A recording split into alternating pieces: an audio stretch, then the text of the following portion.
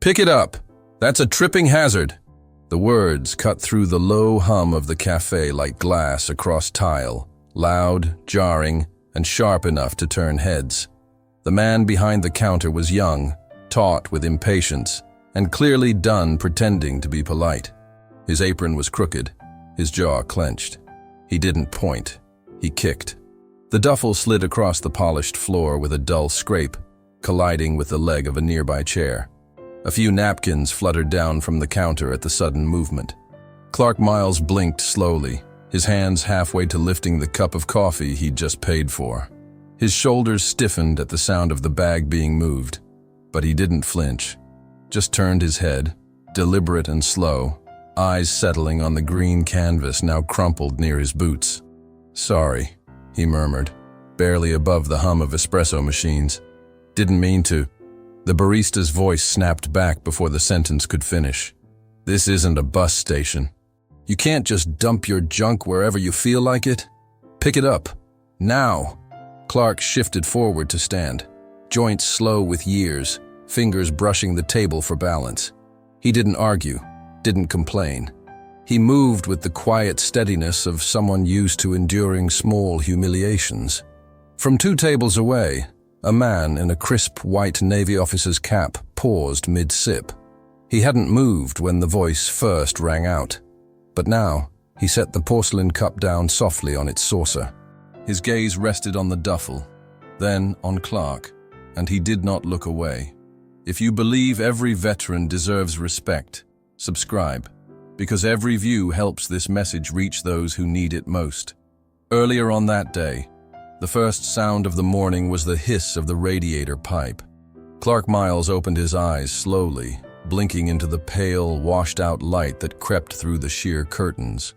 The bedroom was modest, walls painted with a fading cream, the furniture sturdy but worn. On the nightstand sat a folded cloth napkin, the kind he always kept for early mornings, and beside it, a ceramic mug already waiting for water. Routine lived here, in every corner of the space. He sat up carefully, his joints cracked like old wood settling in a storm. He didn't complain, just breathed through the ache and swung his legs over the edge of the bed, pausing with both feet on the floor before rising. The green duffel leaned patiently against the closet door, always packed, always ready. It wasn't just for today. It had lived in that spot for years. Clark boiled water on the stove, his way. No microwave, no fancy contraptions. He poured it slowly over a single scoop of instant coffee, stirred with the back of a spoon, and walked it to the kitchen table. He didn't drink it yet. He just held the mug between both hands, warming his fingers, eyes lingering on the corkboard by the door. Photos were pinned up neatly, his wife Margaret smiling beside the community garden, a Christmas card from his daughter in Minnesota, and a small, sepia-toned snapshot of 6 young men in uniform, arms slung around each other, desert sun in their eyes. One of them was Captain Ben Grayson. That photo hadn't moved in 17 years. Today was the anniversary. Clark didn't write it down. He didn't have to. It lived in the rhythm of his body, like a drumbeat he could never silence. Every April 10th, he visited the park where a stone bore Grayson's name. He brought the same things: his journal, the dog tags, and the little flag that once sat on their forward operating base in Mosul. He finished the coffee slowly, then moved through the familiar motions.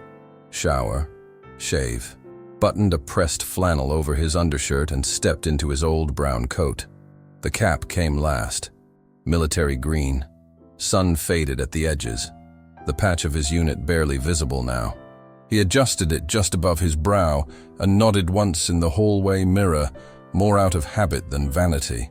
Margaret was already in the garden when he stepped out. She waved with her gloves still on, dirt at her knees, the tulip bulbs just beginning to peek out of the ground. "Don't forget to pick up your prescription after the park," she called, voice light. "I won't," he said, smiling as he tightened the strap on the duffel. "You be good to those roses." "They're tougher than I am," she replied.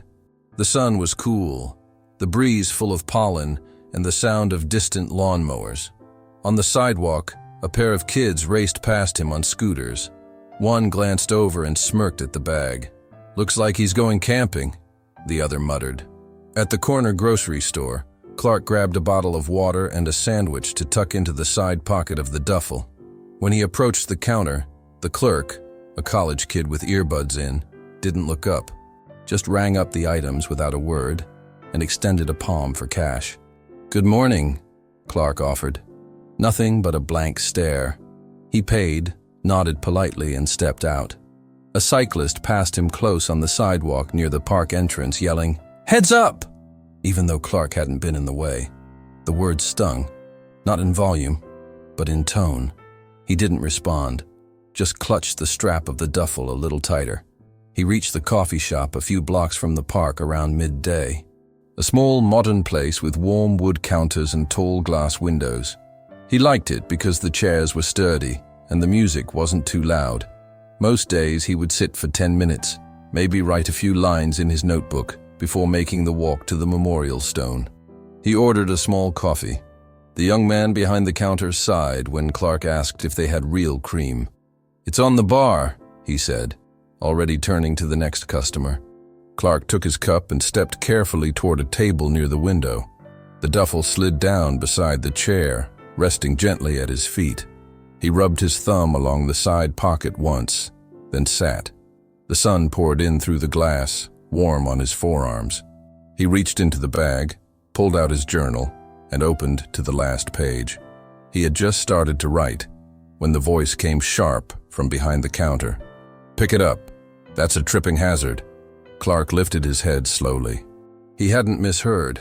It was loud enough for the whole cafe to hear. The barista stood behind the counter with his hand resting on the espresso machine, staring directly at Clark's table. The irritation in his voice was matched by the sharpness in his posture. Customers looked up from their phones. A spoon clinked into a ceramic cup somewhere near the front. Clark set his pen down, gently closed his journal, and moved to rise. His movements were careful. Age had made him deliberate, less from pain and more from a lifetime of knowing that rushing rarely helped. He reached toward the duffel, fingertips brushing the handle. The barista snapped again. "You still haven't moved that bag. What's wrong with you? Deaf?" Clark's hand froze. His eyes met the barista's for the first time. Blue-gray, steady, unflinching. He didn't bristle. He didn't bark back. He simply replied, his voice even, quiet, and too calm for the situation. "That bag's got my journal, and my friend's dog tags. I didn't mean to block anyone." The words hung in the air for a moment. Then the barista scoffed. Yeah. Everyone's got a sob story. This isn't a museum, Grandpa." A woman at the counter stiffened slightly. She had noticed the cap, the small frayed patch, the way Clark's hand rested protectively over the bag like it held something sacred. She opened her mouth to say something, but before the words could come, another barista, this one younger, clearly nervous, whispered something in her ear. "Don't get involved," he said under his breath. The woman hesitated, then stepped back in line. Clark straightened up slowly. He didn't raise his voice. He didn't explain again. Instead, he reached to pick up the bag, his knees clicking with effort. As he crouched, the barista walked around the counter. The sound of footsteps on tile echoed unnaturally loud in the room. And then the bag was kicked. Not hard, but enough. The toe of a sneaker struck the canvas duffel, spinning it toward the far side of the table. The zipper rattled open slightly, and the bag slumped, its contents shifting inside with a thud. A photograph slipped out and slid onto the floor. Clark stared at it for a moment. The world around him faded, just for a heartbeat. The image was worn, its corners curled, the colors muted with age. It showed 3 men in fatigues, smiling in the shade of a desert bunker. One of them, Ben Grayson, was waving mid-laugh. The other 2 stood behind him, younger, quieter, faces caught between youth and burden. Next to the photo, a glint of metal, dog tags. 2, connected by a single knot of chain, dull from years of wear. A few gasps sounded from the tables nearby. The second barista stepped back toward the espresso machine and looked down at his shoes. Clark knelt, not just to gather the items, but to collect himself.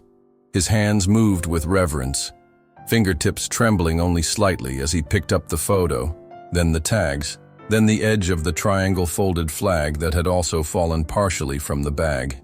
He folded it back into place, carefully, lovingly. When he stood again, the coffee shop had gone quiet. Only the low hum of refrigeration units and the faint hiss of steaming milk remained. The barista, realizing the mood had shifted, muttered, "It's just a bag. Doesn't give you the right to take up space." He didn't sound as confident now. His voice was sharp, but not solid. Something was cracking beneath it. 2 tables away, the man in the white Navy officer's cap set his cup back down and stood. The sun was not up yet, but the heat had already arrived. It came not in light, but in weight, the kind that clung to the skin, filled the lungs, and made every breath in the Iraqi desert feel like an act of defiance. The dust was thick that morning in Mosul, suspended like a veil above the ground, caught in every fold of a uniform. Clark Miles moved through it low and fast, boots cutting shallow prints into the loose earth. He had been up since before dawn, reviewing perimeter logs and checking equipment with the same methodical rhythm that earned him the nickname Clockwork from the younger guys. There was no talk of incoming fire that day, no warnings, no noise at all, until the world broke open. The first mortar hit the north wall at 06:07. The sound was surreal, like a thunderclap inside a closed room. Screams followed, shouting. The radios sparked to life. Clark didn't freeze. He never had. He was already running toward the comm tower when the second explosion sent a wave of heat and pressure through the courtyard, knocking him to his knees. He scrambled back up, hearing nothing but the ringing in his own ears, eyes scanning. Smoke. Fire, sand, movement. "Grayson," he shouted, or thought he did. Captain Ben Grayson had been in the barracks. Clark found him behind the mess unit, half buried in broken concrete and twisted rebar. His right leg was pinned. His left hand was soaked in blood. "Clark," Grayson rasped, wincing, but still trying to push himself up. "Leave it. Go." "No chance," Clark muttered. He dropped to one knee beside him, ignoring the burning sting of torn shrapnel near his ribs. He slid an arm under Grayson's shoulders and pulled, teeth gritted, the weight of his friend far less than the weight of what had just happened. The shouts were closer now. Gunfire. One of their own opened up from the roof above. Someone was yelling for a medevac. The hum of chopper blades sounded in the distance, muffled and chaotic. Clark dragged Grayson behind the water tanks, breath ragged, the dust caking their skin. His fingers worked fast, too fast, trying to stop the bleeding, trying to make sense of the mess that had once been a strong man's body. "I'm not making it out," Grayson gasped. Clark shook his head. "Shut up. Breathe." Grayson reached down to his chest pocket, fumbling with his free hand. He pulled out a small leather notebook, half burned, its corners blackened but intact. "My daughter. Write her if I don't." "You will," Clark said. Grayson's voice grew thinner. "There's more. My tags, and the flag, in my gear bag. Grab it, please. Promise me." Clark nodded, even though the words came out like gravel. "You have my word." By the time the chopper landed, Grayson was gone. Clark stood beside his body in the sand, wind from the blades whipping dust across his face. He retrieved the tags, the notebook, and the folded flag from what was left of Grayson's footlocker. He tucked them into his own bag, not as a gesture, as a vow. He never forgot the weight of that day, not the screaming, not the fire, not the final grip of Grayson's hand on his sleeve, and not the silence that followed, the long silence that came when a nation stopped paying attention. Back in the cafe, Clark knelt quietly on the tile floor, one hand gathering the flag, the other holding the worn photo that had slipped from his bag. Around him, the hum of the espresso machine resumed, soft and distant. He stood again, straightened his back, and placed the photo gently on the table. The barista turned to say something else, but he didn't get the chance. Commander Everett Lane had crossed the room. The quiet man in the white Navy officer's cap didn't rush. He stood with the deliberate ease of someone who had spent years commanding rooms without ever raising his voice. His uniform was immaculate, not showy. Crisp whites, polished insignia, a name stitched neatly above the pocket. Commander Everett Lane. He stepped between the counter and the row of tables and stopped beside Clark without a word. He knelt, not out of obligation but out of instinct, and picked up the photograph that had fluttered once more to the ground. He held it carefully, as though it were something breakable. Then he looked up. His voice was quiet, measured, carried on the edge of command without any force behind it. "This bag didn't trip anyone," he said, "but what it carries could floor half this room." The barista's face tightened. "He left it in the way. I have to think about customer safety." Lane rose slowly, holding the photo between two fingers, and returned it to Clark. "This man didn't dump a bag. He carried a promise," he said. "That promise is folded inside that flag you just kicked." Clark stood, his breath even now, though his face had gone pale with the memories stirred loose. His hands were still slightly trembling. His body knew what his voice would not say aloud. The cafe had gone still. A college student with earbuds in had paused her music. An older woman by the window stopped mid-sip. A toddler twisted in his booster seat to stare, sensing that something important was unfolding. The barista scoffed. "You military types always think the world owes you something." Lane turned, his eyes narrowing just slightly. Not in anger, but in deep, practiced disappointment. "No," he said. "We just ask it remembers." He didn't move closer. He didn't shout. But the air changed. Lane continued, speaking now to the room as much as the man behind the counter. "Sergeant Clark Miles served with the United States Army in Iraq. He pulled a wounded captain out of a live ambush, under fire, and carried his gear home. He's kept it with him every year since, because a man's memory is more than medals." The barista said nothing, but something shifted behind his eyes. A fracture in the mask. Lane turned back to Clark and nodded, more soldier to soldier than stranger to man. "You still carry it," he said softly. Clark blinked once. Some promises don't expire. And then, slowly, Lane saluted. It wasn't for show. It wasn't for applause. It was for Clark, for Ben Grayson, for what still lived inside that green canvas duffel. At that gesture, a father near the pastry display placed a hand gently on his son's shoulder. A woman in her 50s stood up, removed her cap, and held it to her chest. No one clapped. No one moved. The moment didn't demand it. It simply asked for silence.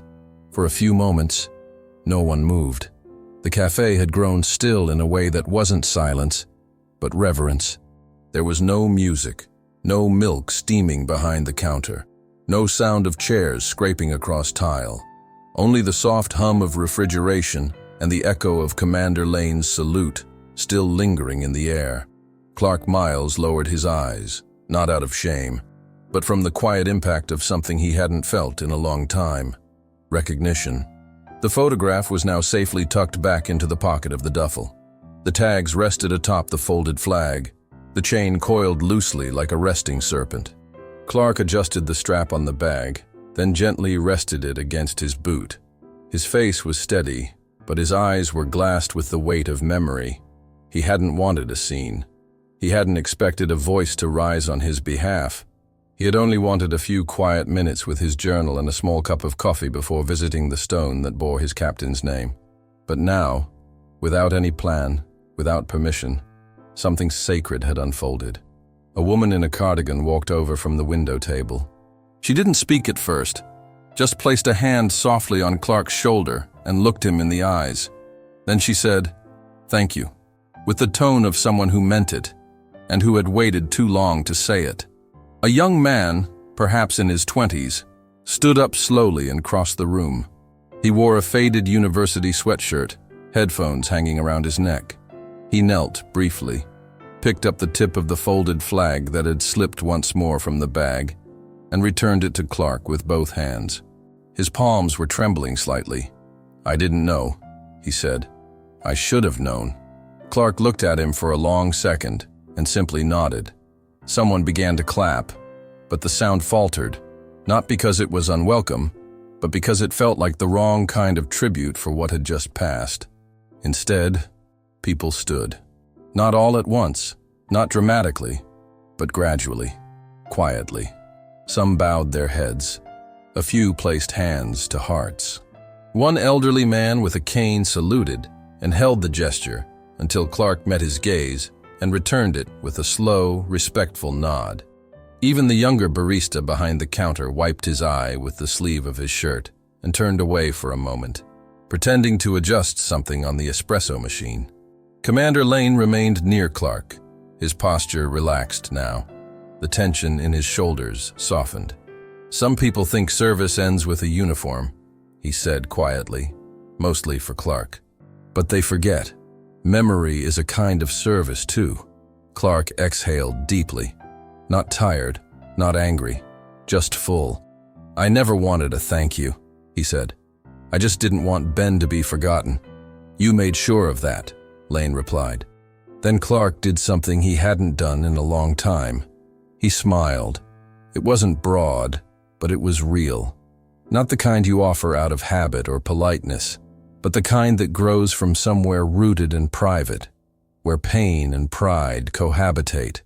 A teenage girl near the back raised her phone, but slowly lowered it again, choosing instead to just stand with the others. And for a few quiet seconds, the coffee shop stood still for a man and a memory. The story didn't make the evening news. No headlines, no trending hashtags. But it traveled anyway, quietly, person to person, passed in retellings and remembered in silence. It began with the customers who had been there that afternoon. They spoke of a man with a weathered green duffel and a folded flag, of a Navy officer who stood not with command, but with grace, and of a moment that asked nothing but attention and changed everything. The coffee shop, to its credit, didn't bury what happened. By the end of the week, a new bench had been installed by the large window near the front. It wasn't flashy.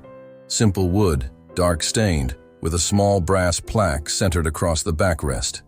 It read, "Reserved for those who carried more than we'll ever know." Below it, in smaller type, "In honor of Sergeant Clark Miles," and every promise kept. Customers noticed. Some sat there quietly with their coffees. Others left the bench open, as if hoping one day the man himself would return and sit beneath that golden light again. A few veterans began frequenting the cafe, sometimes together, sometimes alone. They didn't speak much, but when they did, their voices carried the same rhythm as Clark's, low, deliberate, anchored. The coffee chain's regional office issued a policy adjustment within 2 weeks.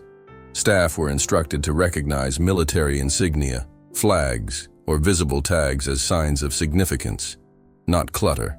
Veterans were to be treated with priority and dignity, not as a gesture of charity, as a correction of oversight. The barista who had kicked the bag wasn't fired, not at first. He was suspended, then quietly reassigned. Some thought he got off easy, but one morning, near closing time, a regular customer spotted him returning to the cafe. Plain clothes, quiet. He didn't order anything, didn't linger. He walked to the bench by the window, crouched, and pulled a cloth from his pocket. For a full 5 minutes, he wiped the brass plaque clean with slow, steady circles. When he stood again, he didn't look at anyone. He just left. A week later, Clark received a letter in the mail. The handwriting was neat, slanted, deliberate. It was signed, Everett Lane, Commander, United States Navy, retired. It read, "Dear Sergeant Miles, I was proud to stand beside you that day. You reminded me why we still wear the memory, even when we've long since hung up the uniform. Some burdens, only the good carry. Some stories, only the quiet tell. But I saw you, and I salute you." Commander Lane Clark didn't reply with words, but he kept the letter folded inside the cover of his journal, tucked beside the tags and the photo. Every now and then, he would sit by the window at home, run a hand along the duffel's strap, and look out at the garden where Margaret planted marigolds. And if anyone asked what changed that day, he would just say, Nothing, except the way they looked at it. The park was nearly empty by the time Clark arrived. Late afternoon sun spilled long shadows across the trimmed grass, the light warm and golden, not yet surrendering to evening. The trees, tall and slow-moving in the breeze, whispered the hush of a day nearing its end. Clark walked with steady steps, the green duffel once more slung over his shoulder, balanced at the curve of his back. The bag no longer looked burdensome. It moved like it belonged, like it had always been meant for this final stretch. A squirrel darted across the walkway ahead of him, rustling leaves. He gave a small smile and kept moving.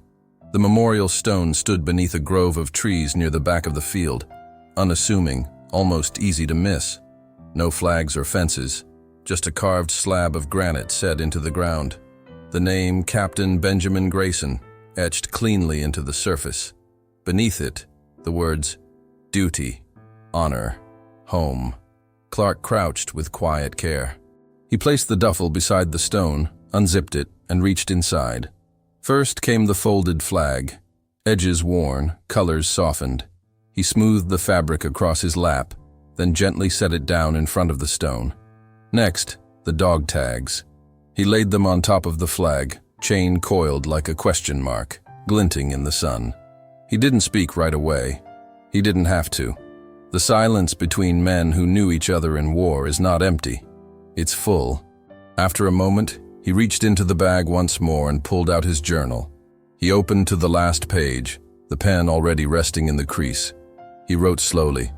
Not much. Just a line. He was remembered today. Not by name, but by silence and by standing still. He tore the page free and folded it into the flag. Then he sat back on his heels, looking up through the canopy of branches above. The sky was clear. The light touched everything. As the wind stirred the edge of the flag gently, he nodded once. "Ben," he said, "we're still here." He stood, not stiffly, not heavily. He left the flag and tags for a few moments longer, then gathered them again with care and returned them to the bag. His fingers lingered at the zipper. Before walking away, he placed his palm gently on the top of the stone, a gesture of farewell, a touch that said, "It's carried still." Then he turned, shoulders square, and walked slowly down the path, past the benches, past the birch trees, just beginning to shed their leaves. If stories like this resonate with your heart, like and subscribe for more untold moments of honor and kindness. Let us know where you're watching from. And if this moment brought back memories you carry with you, the best way to honor their memory is to keep listening. Click on the next story now, and we'll walk together through another untold chapter of courage and sacrifice.